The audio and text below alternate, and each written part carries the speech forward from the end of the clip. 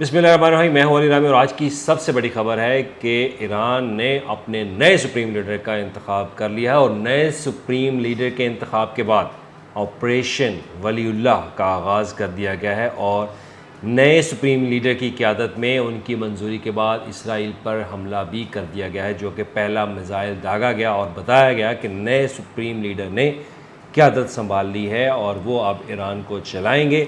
और उसके बाद उन्होंने बाकायदा जब नए लीडर का इंतखाब किया गया, नए सुप्रीम लीडर का इंतखाब किया गया, तो फिर ऑपरेशन वलीउल्लाह का आगाज़ किया गया। ऑपरेशन वलीउल्लाह के बारे में आपको बता दूं कि ये हज़रत अली रज़ी अल्लाह ताला अन्हु के नाम से उन्होंने ऑपरेशन का नाम जो है वो रखा, क्योंकि 21 रमज़ान को उनकी शहादत जो है वो होती है, 19वें रोज़े को उनको ज़रब लगाई जाती है, तो उसी को मद्देनज़र रखते हुए ऑपरेशन वलीउल्लाह का आगाज़ किया गया है। और ऑपरेशन वलीउल्लाह के तहत पहला मिसाइल भी दाग दिया गया। इस बात की तस्दीक की है पासदारान इनकलाब की तरफ से।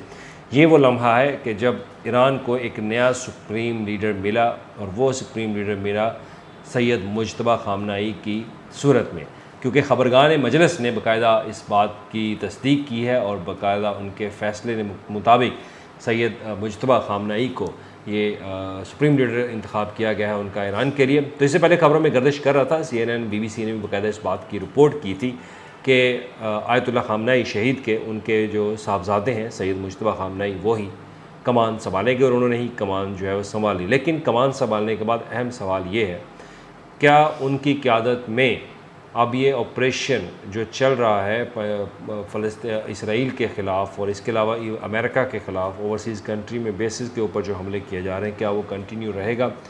तो उसका जवाब ऑपरेशन वलीउल्लाह के नाम से उन्होंने कर दिया है। और ऑपरेशन वलीउल्लाह के नाम से जब उसका आगाज़ किया गया तो साथ ही पहला मिसाइल जो है वो दाग दिया गया है इसराइल के ऊपर। अब वो इसराइल की तरफ रवा दवा है और अब तक तो मेरा ख्याल है वो हिट भी हो गया होगा। लेकिन इसके अलावा दीगर ख़बरों में यह है कि अमेरिका ने इस पर खामोशी तान ली और अभी तक प्रेसिडेंट ऑफ अमेरिका की तरफ से कोई बयान सामने नहीं आया। तो मीडिया रिपोर्ट कर रहा है क्योंकि उनसे इसके बारे में पूछा गया, लेकिन इससे पहले उनका रद्द-ए-अमल यही था कि वो ईरान के नए सुप्रीम लीडर की क़यादत में अगर इन्वॉल्व होंगे तो वो उसको मुंतखब करने में रज़ामंद होंगे, अदरवाइज़ नहीं। अगर मजलिस ख़बरगान इसको मुंतखब करती है तो फिर कभी भी वो नए सुप्रीम लीडर की क़यादत पर भरोसा नहीं करेंगे और वो उसको मंजूर नहीं करेंगे। लेकिन वो ये भी कह चुके हैं कि अगर कोई नया लीडर आता है तो वो भी उनके हमलों से बच नहीं पाएगा। अब देखना ये है कि सबसे पहले तो पासदारान इनकलाब को अपने नए सुप्रीम लीडर की जो सिक्योरिटी है उसके ऊपर फोकस करना होगा, ताकि कोई ऐसा मुखबर जो है उनके आसपास ना हो जो कि इत्तला दे। जो पहले ह्यूमन जो इंटेलिजेंस है जो प्रोवाइड की गई थी अमेरिका को और इसराइल को, और उसी के बाद बंकर में बैठे शहीद आयतुल्लाह ख़ामनेई को वहाँ पर हमला करके शहीद जो है वो कर दिया गया। तो ऐसी सूरत हाल में ये भी चीज़ें जो है मद्देनज़र रखनी है। और उसके बाद है जो अभी तक हमले जो है वो जारी हैं। ईरान की तरफ से हमलों की लहर जो है 30वीं लहर का बाकायदा आगाज़ कर दिया गया है। ओवरसीज़ जो बेसेस हैं उन पर हमले का जारी हैं। और अभी पढ़ रहा था कि सऊदी अरेबिया में जो अमेरिकन सफारतखाना है उनके अमले को काम करने से कह दिया गया कि वो काम नहीं करेंगे, काम छोड़ दें और वापस अमेरिका जो है वो रवाना हो जाए। और उसके बाद तेल की बढ़ती हुई कीमतें जो हैं वो भी जारी हैं, तो इसका असर तो हमारे पाकिस्तान के ऊपर जो है वो ऑलरेडी पड़ चुका है। लेकिन इम्पोर्टेंट चीज़ ये है कि अब जो नई क़यादत नई सुप्रीम लीडर होंगे वो अपने मुल्क को कैसे चलाएंगे। अब इस पर BBC ने रिपोर्ट किया है, CNN ने रिपोर्ट किया और बैनुल-अक़वामी जो मीडिया रिपोर्ट कर रहा है वो यही है कि अब नए लीडर के आने के बाद क़यादत जो है वो मज़ीद, यानी कि पासदारान इनकलाब को एक नया लीडर मिला है, अब उनको नए अहकामात दिए जाएंगे। अब वो ऑपरेशन की जो क़यादत है वो ख़ुद संभालेंगे। अब ऑपरेशन वलीउल्लाह के नाम से जिसका आगाज़ किया गया है, ये ऑपरेशन जो है वो ये अब बहुत ज़्यादा कहते हैं कि डेंजरस जो है वो होगा। और अभी बहुत सारे एनालिसिस, ब्लूमबर्ग की रिपोर्ट, डिफरेंट ऐसी रिपोर्ट्स हैं वो यही कहती हैं कि ईरान के पास अभी भी उनके स्टॉक पाइल्स जो है वो मौजूद हैं और वो महीने के अंदर 100 मिसाइल बनाने की ताकत जो है वो रखते हैं।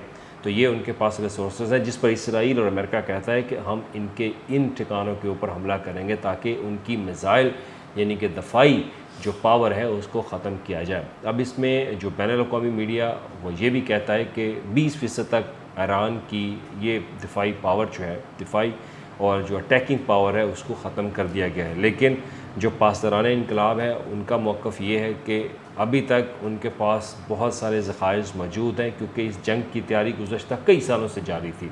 हम छोटे बचपन में सुनते आ रहे थे कि अमेरिका और ईरान के दरमियान जो है वो जंगी कशीदगी है, और तब से मेरा ख्याल उससे भी पहले ही अमेरिका जो है वो जंग की तैयारी में, ईरान जो है वो जंग की तैयारी में मसरूफ़ था। उनको पता था कि एक ना एक दिन अमेरिका ने ये हमला करना है और इसराइल ने ये हमला करना है, तो वो तैयारी पहले से कर रहे थे, लेकिन वो तैयारी अब जारी है।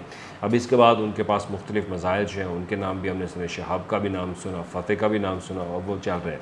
तो एक तरफ ऑपरेशन एपिक फ्यूरी है, तो दूसरी तरफ अब ईरान का ऑपरेशन वलीउल्लाह उसका आगाज़ हो गया और पहला मिसाइल दाग दिया गया है। पहले मिसाइल दागने के बाद अब ईरान ने ये फ़ैसला किया है कि वो रुकेंगे नहीं, ये सिलसिला शुरू है। अगर अमेरिका और इसराइल ने किया तो अब ख़त्म ईरान ही करेगा, लेकिन मज़ाहमत जो है वो जारी रहेगी। दूसरी तरफ शहादतों की जो तादाद है वो ईरान के अंदर इस वक्त बहुत ज़्यादा बढ़ चुकी है। 1000 से ज़ायद ईरानी जो हमारे भाई हैं वो शहीद कर दिए गए हैं, और इसके अलावा 2000 से ज़ायद अफराद जो है वो ज़ख्मी हैं। ये रेड क्रिसेंट की बाकायदा ये रिपोर्ट है। और उसके अलावा 7 अमरीकी फ़ौजी अब तक जो है वो हिलाक हो चुके हैं, और इसके अलावा इसराइल में 100 से ज़ायद अफराद का बताया जा रहा है कि वो हिलाक हो चुके हैं, और 1000 से ज़ायद वहाँ पे शहरी जो है वो ज़ख्मी है। और इसी तरह ओवरसीज़ कंट्री में जहाँ पे बेसिस थी अमेरिकन की, वहाँ पे भी ड्रोन हमले किए गए, ईरान की तरफ से बमबारी की गई, तो वहाँ पे भी हिलाकतों का खदशा जो है वो ज़ाहिर किया जा रहा है, कुछ हलाकतें हुई भी हैं। लेकिन दूसरी तरफ हमारे मुल्क की अगर सूरत हाल की बात की जाए तो हम अभी पेट्रोल की ही जंग में हैं, क्योंकि हमारे ऊपर पेट्रोल का साया जो है वो इनकी कीमतों का साया मंडला रहा है। ऊपर से ईद आने वाली है, दूसरी तरफ हुकूमत ने 55 रुपये बढ़ा दिए, लेकिन कहा यह जा रहा है कि ये 55 रुपये महज एक दिखावा था, इससे मज़ीद पेट्रोल जो है वो महंगा होगा, 400 से 500 तक ये पेट्रोल जो है वो जाएगा। क्योंकि आज ही मंडी में देख रहे थे कि 100 रुपये बैरल पर फ़ी लीटर जो है पेट्रोल की कीमतें बढ़ा दी गई हैं, तो उसके बाद पाकिस्तान में मज़ीद पेट्रोल की कीमतें बढ़ाई जाएंगी। अपना और अपने बच्चों का ख्याल रखें, वालिदैन का ख्याल रखें, और ईद की खुशियाँ लाजमी मनाएँ। शुक्रिया।